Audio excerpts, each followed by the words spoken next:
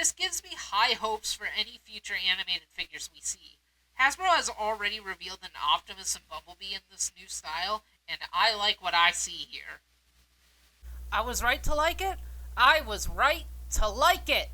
Hasbro has once again used the Legacy line to give new toys based on my oh-so-favorite TF series, Transformers Animated. First, they gave us Prowl, and now we have Optimus and Bumblebee to go with him. And man, oh man, these toys are so good. I could just say buy them now and end the video here, but I'll at least go over the guys first. Starting off with Bumblebee, and he's so tiny in his little compact car form, and this is the animated Bumblebee car. It's got the single racing stripe, the red police siren, the rocket boosters, it even has the angry headlights. This car mode has always been so cool, and a really nice update to what the G1 Bumblebee was, with just a little splash of Movie Bee in there, and it's just as great here as it was back then. It's a little yellow car like Bumblebee always is, but this time, he's rocket powered. Now put him in his robot mode, that got a lot of people upset, and I just can't agree with them. I mean, I kinda get it, because the Legacy line wants to give us characters from every series all together, and if you're doing that, then the characters from animated onwards have to be altered to fit the more G1 Unicron trilogy-like look. And the free animated characters we've gotten, Bumblebee is the most changed, but he isn't really that different when you think about it. Let's just put him next to the original toy. I have to use the Elite Guard version because my yellow one got wrecked. It's too long a story to tell here.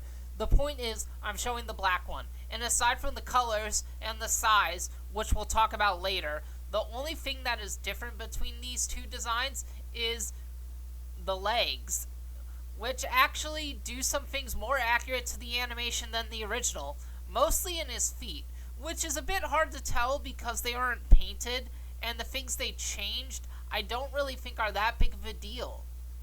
Honestly, I think the figure is really good, and I'm not trying to apologize for it, because this toy had a lot to live up to me. The original Deluxe is one of my all-time favorite figures, so I had a lot of expectations for this new one, and I think he lives up to them. The only bad things I have to say about him are that the robot mode still gets the stripe wrong. I'm kind of worried about those clear hinges for the chest breaking, and I've got some mixed feelings about how his stingers came out.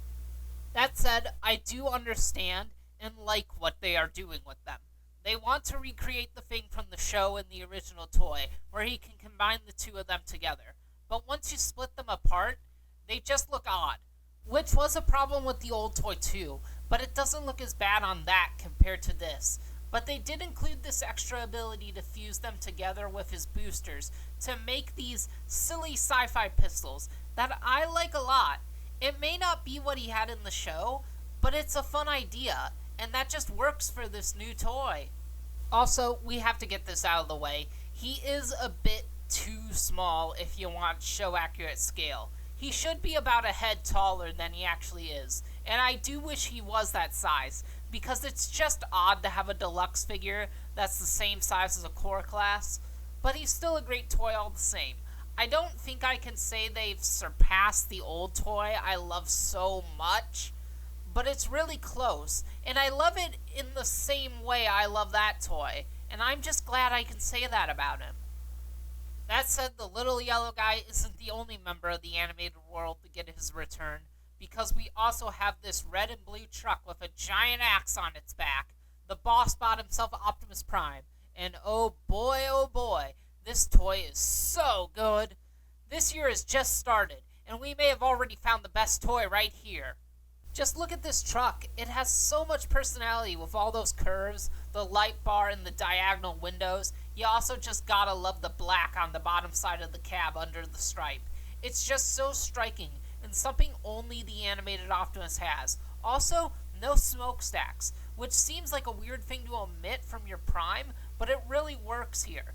It keeps the design simple, and that's always what makes the animated designs work as well as they do.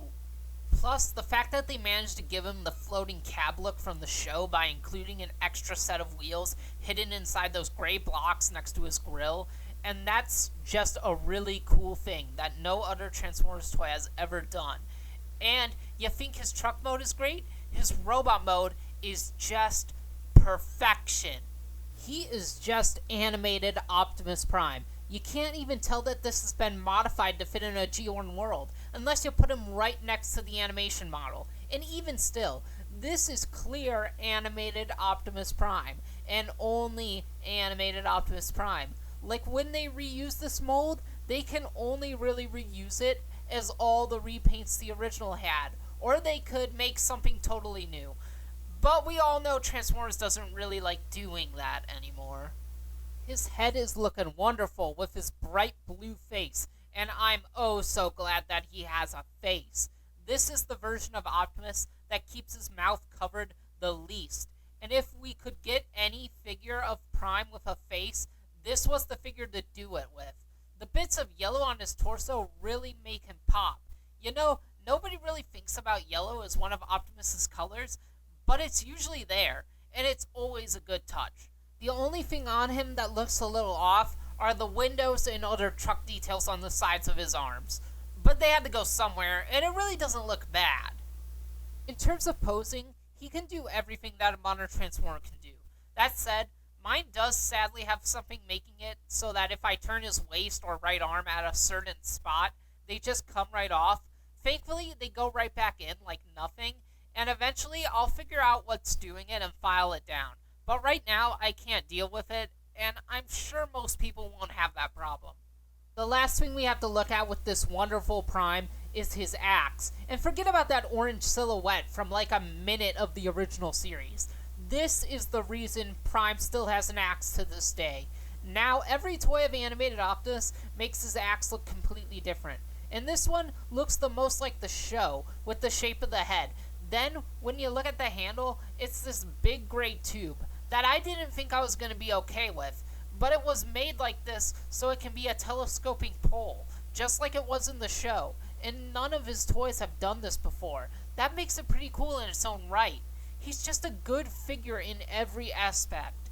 And it's easily one of my favorite Optimus figures I've ever had. Man, I really never thought Transformers Animated was going to return. Yet here it is, and it's been done so well.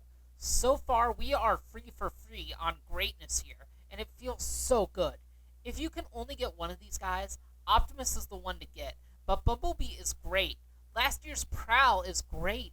And let's hope all future animated figures in the Generations line live up to the standard of both the original toys from back in the day, just as well as these ones do. And if they do, then we're in for some wonderful toys in the future. See you guys around.